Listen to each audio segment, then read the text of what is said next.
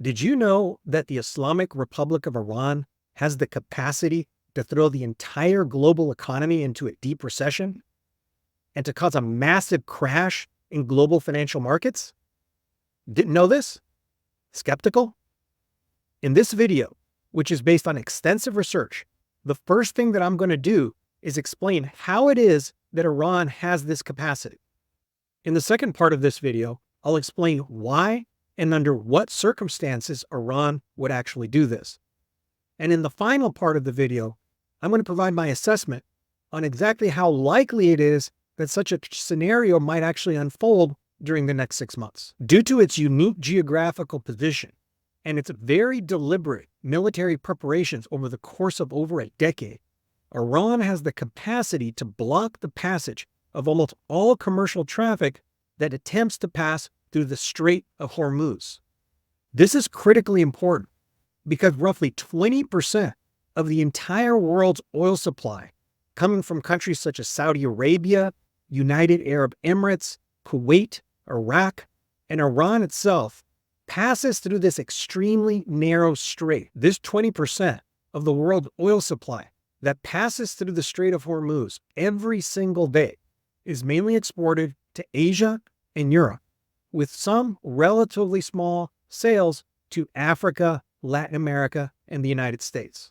And the thing that's geostrategically and economically very unique about the Strait of Hormuz is that there are virtually no alternative for exporting this 20% of the global oil supply by means of any other route except through this very narrow strait.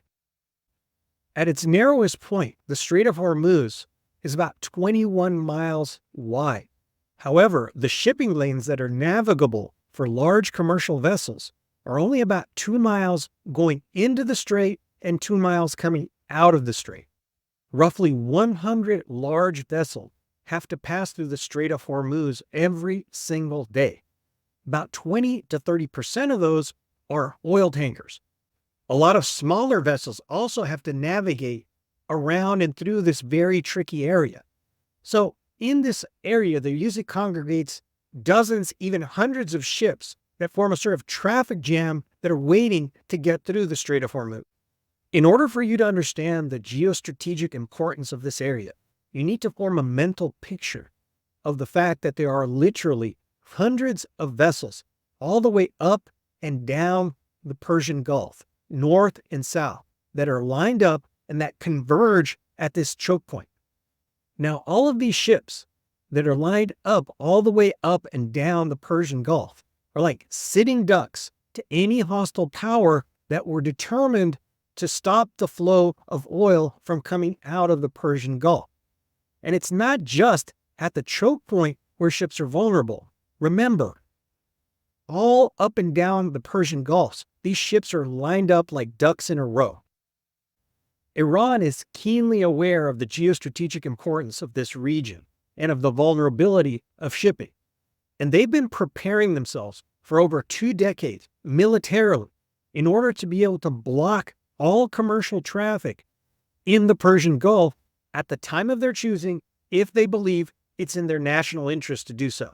What would be the significance of disrupting oil flows that come out of the Persian Gulf? As a reminder, in 1973, during the Arab oil embargo, roughly 4% of the global oil supply was disrupted for a period of around 3 months. 20% of the global oil supply passes through the Strait of Hormuz. In other words, a disruption of the Strait of Hormuz would create a disruption in global oil supplies that would be many times greater than what happened during the Arab oil embargo in 1973. What happened in 1973 as a result of this disruption? Global oil prices quadrupled. This kicked off a wave of inflation and some very painful and long recessions all over the world. Something like that could happen if oil supplies were disrupted coming out of the Strait of Hormuz. Now, exactly why and under what circumstances Iran might do this is something that I'm going to address later in this video. For now, it's simply important to know that Iran has for many years been putting itself into a position where it can militarily accomplish this task. And it has publicly threatened that it will do this under certain circumstances. So here's the question. Does Iran have the capacity to severely disrupt or even totally block commercial traffic from coming in or out of the Persian Gulf for a significant period of time? The answer to this question is yes. Now, I've noticed in quite a few other articles and videos of mine where I've touched on this subject, a lot of people have been very surprised, and some people have even been skeptical about the ability of Iran to disrupt traffic through the Persian Gulf, particularly given the geostrategic importance of this region for the rest of the world and the great amount of military might and naval power that's been concentrated in this area precisely in order to protect the passage of commercial vessels in and out of the Persian Gulf. So I'm going to provide some nitty-gritty details in order to support my assessment of the situation. The first set of evidence, which for me is the most convincing, that Iran will be able to block traffic in and out of the Persian Gulf if it so chooses, has been the tremendous success that the Houthis of Yemen have had in blocking commercial traffic in and out of the Red Sea. Commercial traffic through the Strait of Bab el-Mandeb and the Suez Canal, which are the two choke points coming in and out of the Red Sea, have declined by 70% as a result of Houthi actions.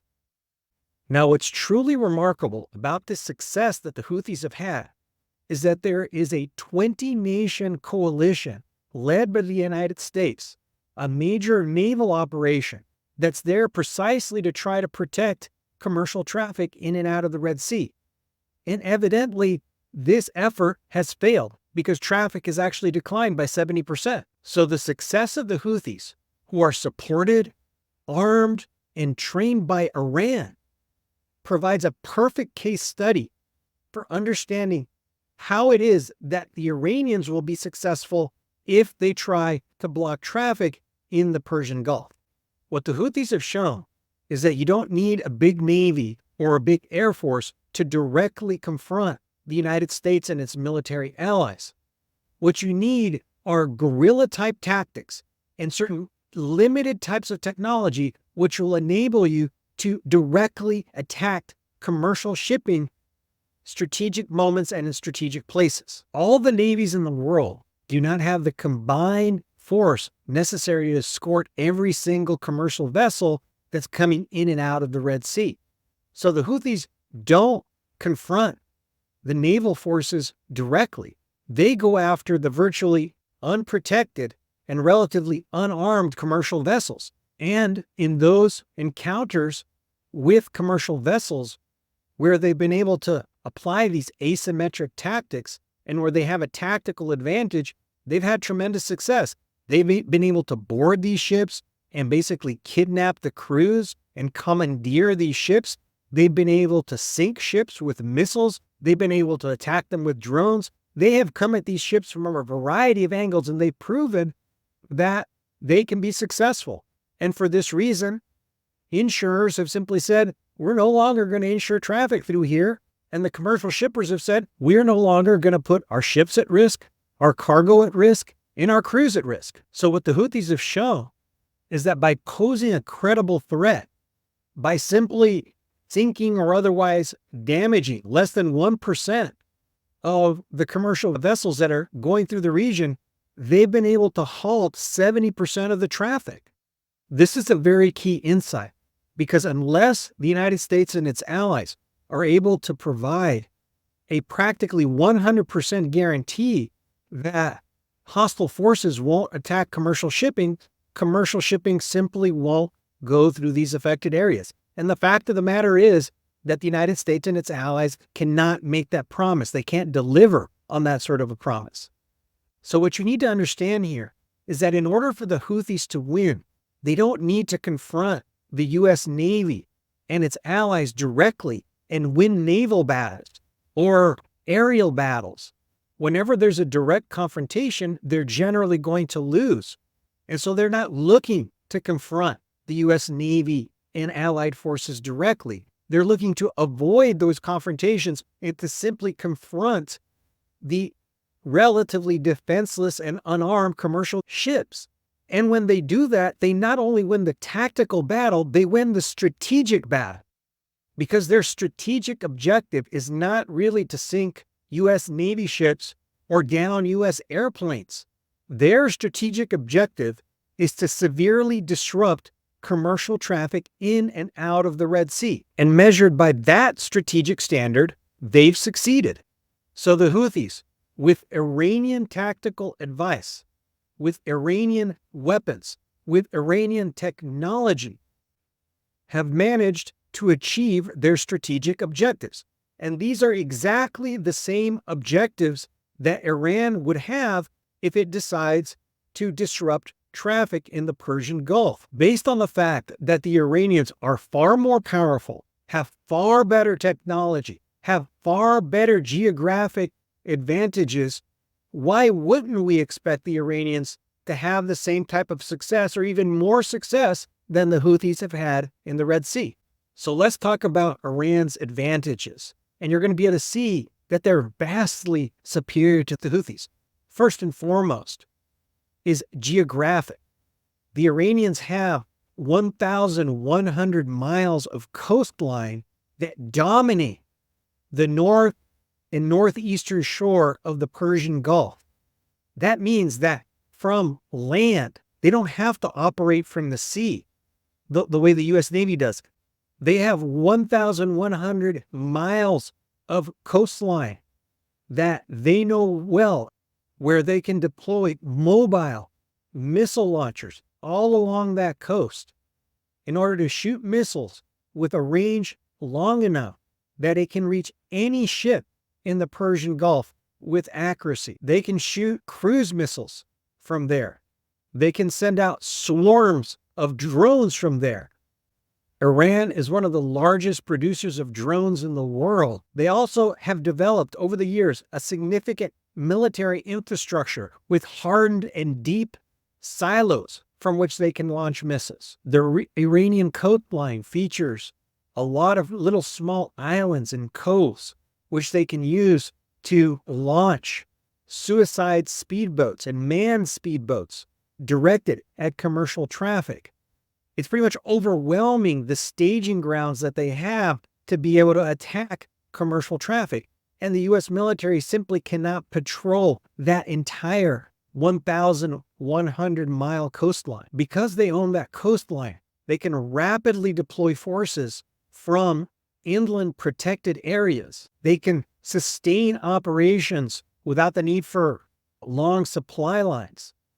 They're also able to quickly withdraw forces into the inland areas if they're actually attacked, which is actually a huge advantage. Now let's talk a little bit about Iranian technology, and in particular naval technology. For example, the Iranians have a pretty large fleet of midget submarines, the Ghadir class, which are submarines that can attack commercial shipping. They also have a class of small submarines that specialize in laying some of the most sophisticated types of mines. Something that is little known and hasn't been really talked about enough is that the Iranians have the capacity through their submarines and other vessels to lay thousands of mines that would make the whole Persian Gulf unsafe for shipping, and that even under the very best of circumstances would take the U.S. Navy many, many months to clear.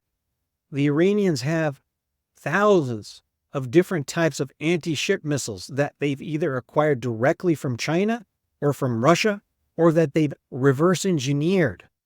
The Iranians have the Jask-2, which is a submarine launch cruise missile. They have missiles with ranges 100 to 300 miles. That's more than enough to cover the entire width of the Persian Gulf. The Iranians even have hypersonic missiles, which U.S. naval vessels don't even have a good answer for. Now, some people might say, all these missiles that you're talking about, look, Iran sent all these missiles to Israel, and Israel was able to intercept almost all of them. But that's missing the point. Iran would be shooting these missiles at commercial vessels that are practically defenseless against any sort of missile. Not even U.S. Navy ships can be complacent. According to several defense analysts that I've read in recent months, the U.S. military believes that Iran may actually be capable of taking out a U.S. aircraft carrier. Aircraft carriers have the most sophisticated defensive systems, and the Iranians may very well be able to penetrate those defenses on an aircraft carrier. They will probably be able to penetrate defenses on lesser naval vehicles. But when you think about what Iran can do against commercial vessels, it's a joke. They can blow commercial vessels out of the water. These are like sitting ducks. So let's remember the lessons from the Houthi experience and apply it to what would be happening in the Persian Gulf. The reality is that Iran does not need to take out any U.S. naval vessels. The only thing that Iran needs to do is to perhaps take out a few commercial vessels and thereby establish credibility. And what that means is that virtually no maritime insurance company will insure a commercial vessel that's transiting through the Persian Gulf. It means that no commercial shipper will actually send their ships through the Persian Gulf. In fact, the only thing that Iran has to do is simply announce that any commercial vessel that passes through the Persian Gulf, they will attack it and they will sink it. And simply by virtue of that threat, virtually no commercial shipping company will send its ships through the Persian Gulf. And no insurance company will insure ships. And simply by means of this threat, Iran would achieve its strategic objective, which is simply to disrupt most or all commercial traffic through the Persian Gulf, and in particular, to disrupt traffic of oil through that region. Remember, 20% of the global oil supply transits through the Persian Gulf and has to pass through the Strait of Hormuz. For reasons I've described here, I believe that Iran has the capacity to disrupt practically 100% of all oil traffic coming out of the Strait of Hormuz. But even if it was only able to disrupt 50% of the traffic, that would still be a disruption that was much greater than the disruption of the oil supplies during the Arab oil embargo of 1973. And remember that at that particular point in time, the oil price quadrupled. So now we're going to enter into the second part of this video, and we're going to ask, why would Iran want to do this? Under what circumstances would Iran do this? Because this would have such a devastating impact on the global economy, virtually the entire world would become an enemy of Iran. And so for this reason, I believe that Iran would only take this measure under very extreme circumstances. In the past, in various situations, Iran has threatened to close the Strait of Hormuz.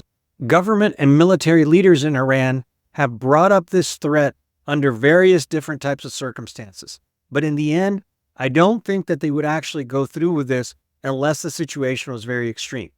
Now, what sort of extreme situation am I thinking of? Really, I think it really comes down to just one possibility: an all-out war with Israel and/or with the United States. That is the one circumstance in which Iran would pull out this card. In a war with Israel and/or the United States, Iran would be facing defeat. Closing the Strait of Hormuz and blackmailing the entire world in this particular situation might be the only way for Iran to avoid a defeat at the hands of Israel or the United States. Now, what is Iran's thinking in this situation?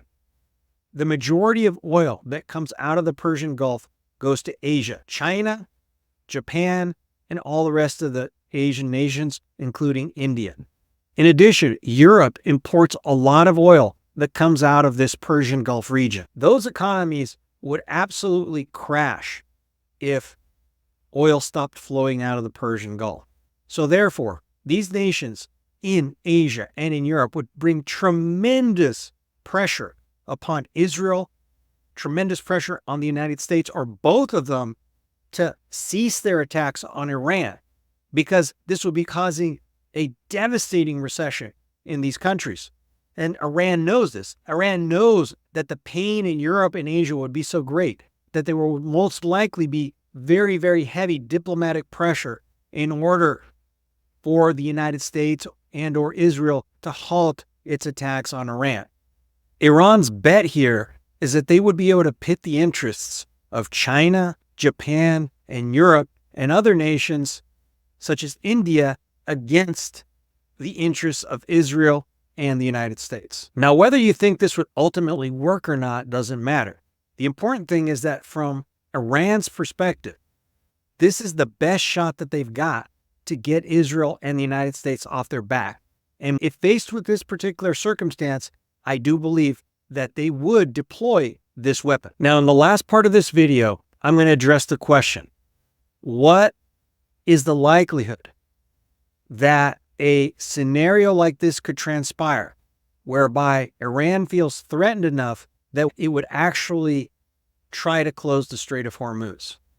Now, in order to answer this question fully, I really encourage you to watch a video that I have linked in the description, where I thoroughly go through the trigger that I think makes it quite likely, more than 50% likely, that there's going to be a direct confrontation, a direct war between Iran and Israel between now and the end of the year. The trigger for this would be an Israeli invasion of Lebanon in their attempt to go after Hezbollah. I believe if this happens, Iran will be drawn into the conflict directly or indirectly to a degree which will prompt Israel to respond directly by attacking Iran directly, and in particular going after their nuclear facilities, but also trying to take out other of their military capabilities. And in that scenario, if there is a direct confrontation between Israel and Iran, I do believe that Iran will very quickly move to block traffic through the Strait of Hormuz. Iran's rationale would be that by blocking the Strait of Hormuz, they might be able to get China and Europe to bring a lot of pressure to bear against the Israelis and against the Americans to bring a quick end to that war. Because at that point, the threat to Iran will be absolutely existential. If Israel goes to war with Iran, most likely the United States will be drawn in on the side of Israel. Iran cannot win a war against Israel, in particular if the United States actually comes in as an ally to Israel and directly helps it out. So therefore, Iran, I believe, recognizing this situation, they would very quickly move to disrupt traffic and oil traffic in particular going through the Strait of Hormuz, and thereby precipitate a massive spike in global oil prices, which would create a massive global recession and, of course, intensify pressure all over the world to try to bring a fast end to the attacks on Iran. Now, this brings up the question, for how long could Iran keep the Strait of Hormuz shut? For how long could Iran attack commercial shipping in the Persian Gulf? I think that it could do so for many, many months. And the reason has to do with what I discussed earlier. They have a very sophisticated plan for disrupting traffic in the Persian Gulf. They have a whole infrastructure. They have weaponry set up. They have tremendous geographic advantages. It's irregular warfare. They should be able to keep it up for a very significant amount of time. In fact, I believe that the only way to militarily stop Iran would be through a full-scale land invasion and occupation of the entirety of Iran's territory. Now, that would be a multi-month task, which of course the United States or any country or countries in the world would be very averse to doing. Iran knows that, so that they know that if they simply hold out for a long enough period of time, the pressure on the one hand would be very tremendous on the part of all these affected nations that would be suffering from a recession. And on the other hand, there would be a lot of domestic pressure in the United States and other nations against a full-scale invasion of Iran, because people know that that would lead to a large amount of loss of life, a lot of injury. There's really not an appetite in the United States or anywhere in the world to carry out a full-scale land invasion against Iran. And since the only way to force Iran militarily to open up the Strait of Hormuz would be through a full-scale land invasion, the alternative is diplomacy. And what would diplomacy mean in this case? The diplomatic formula would simply be that Iran would say, we will stop disrupting traffic out of the Strait of Hormuz if you, the rest of the world, stop the United States and Israel from bombing us and or carrying out any other types of attacks against our nation. So in the event that a war breaks out, there's essentially two main scenarios. One scenario is that the United States ultimately decides to carry out a full-scale land invasion of Iran, something that would take months and months to organize and execute. A second possibility is that the attacks on Iran are more limited, essentially aerial attacks and perhaps special forces operations. In either case, Iran should be able to hold out for multiple months, which means that the Strait of Hormuz will be disrupted for multiple months, that oil traffic coming out of the Persian Gulf will be disrupted for multiple months. The consequence of this would be a massive spike in global oil prices, an extremely painful global recession, and a crash in global financial asset prices. So let's conclude our presentation. The main point of this video has been to prove that Iran has the capacity to severely disrupt oil flows through the Strait of Hormuz. A second point that I've made in this video is that Iran is very unlikely to resort to blocking the Strait of Hormuz unless it's faced with an existential threat. The third main point that I made in this video was simply to reiterate my thesis from a video that I have linked in the description, which is that unfortunately, I do think that there's probably more than a 50% probability that Israel and Iran will come into a direct confrontation and will have a direct war between now and the end of the year. And that the trigger for that war will be Israel's invasion of Lebanon, where Israel's primary objective will be to incapacitate Hezbollah. So now it's your turn. I really want to know what you think. Leave your comments, your questions in the comment section below. And most importantly, click on the subscribe button, because there's going to be some really interesting videos in the next few weeks. Thank you.